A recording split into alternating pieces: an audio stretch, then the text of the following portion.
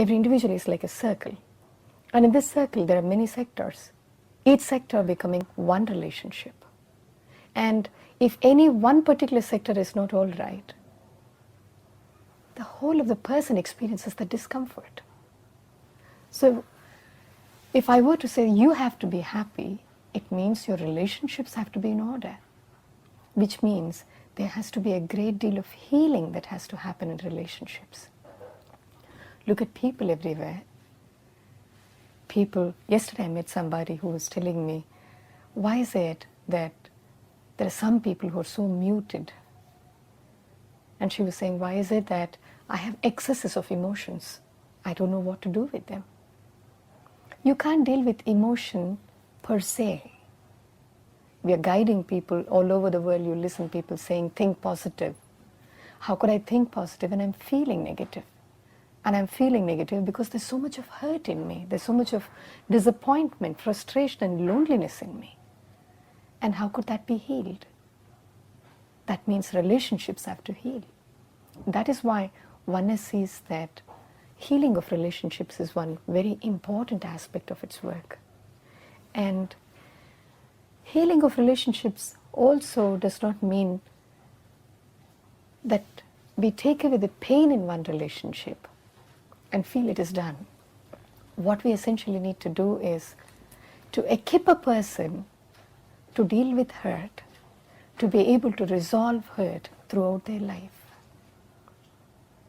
Because life is not going to spare anyone. And as and how we get in touch with people, it's also possible we're going to be hurt. And we're also going to hurt people, unconsciously or consciously.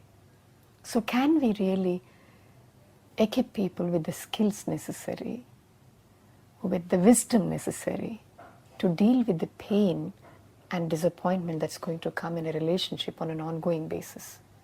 That is one of the central focuses of oneness.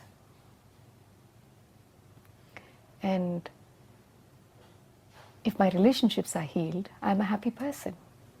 And a happy person goes on to creating a happy world. Today you look at most children, most adolescents who are involved in crime. Who are they? People who have bad relationships at home, people who have broken hearts, people who are not at peace in their personal lives. If only we could help people heal their relationship with their parents, heal their relationship with their past, heal their relationship with themselves, definitely we would have a better world. We would have a more peaceful world. Given this period of human history where we have countless wars, we have economic crisis, we have environmental crisis, it seems that things are not getting better, they're getting worse. I'm just wondering that, where you have governments in conflict, countries in conflict, when you think of the resources that they have and how they utilize those resources in trying to maintain and sustain a relationship with another country without going to war. Yet we still have war in many different countries around the world. Why, if they can't get their relationships right, how can we expect the rest of society to get their relationships right? If our leaders aren't getting it right. Why should the onus be on our leaders, Brendan?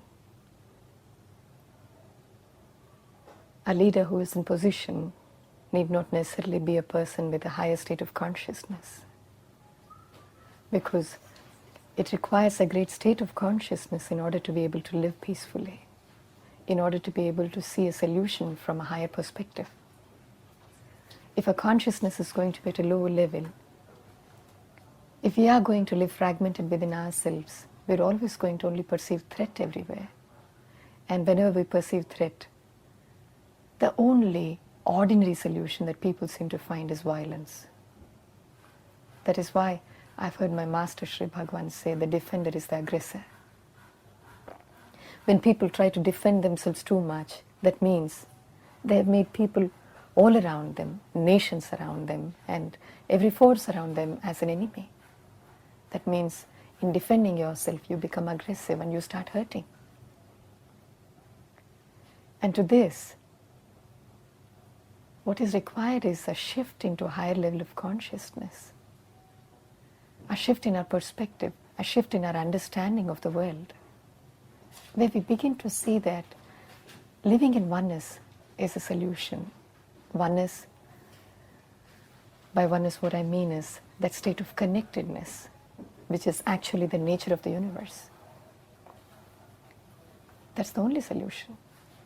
And I think the time has come now when the leaders need not dictate the destiny of humanity. It is time that every individual, an ordinary citizen, learn to steer humanity in the direction of its chosen destiny. I think that's what the present economic recession is about.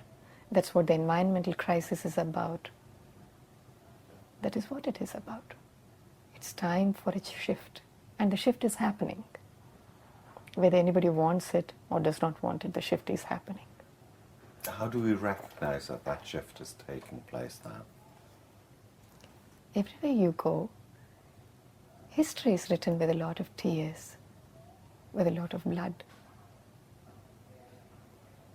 And as one looks at the world today, it becomes increasingly evident that what was then acceptable is not acceptable today. There has been a great deal of shift in human consciousness. The press is there to question what is right and what is wrong.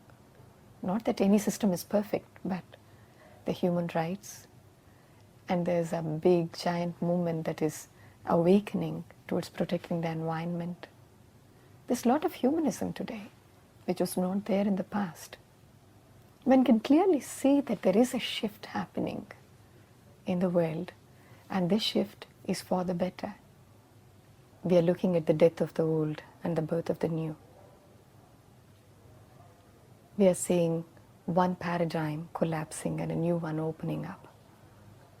And whenever there's going to be such a radical shift, there is bound to be chaos. There is bound to be a disturbance. It has never happened easily. And what we are seeing right now, I would say it's not after all that hard, because the transition is going to be very fast. It's not going to be a long, drawn-out process of pain and suffering.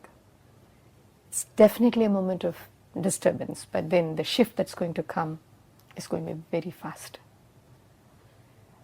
And if we understood that it is something akin to the disturbance a teenager experiences before maturing into adulthood, I think that very understanding would help us cope with this change better, not unnerve us unnecessarily. Thank you so much.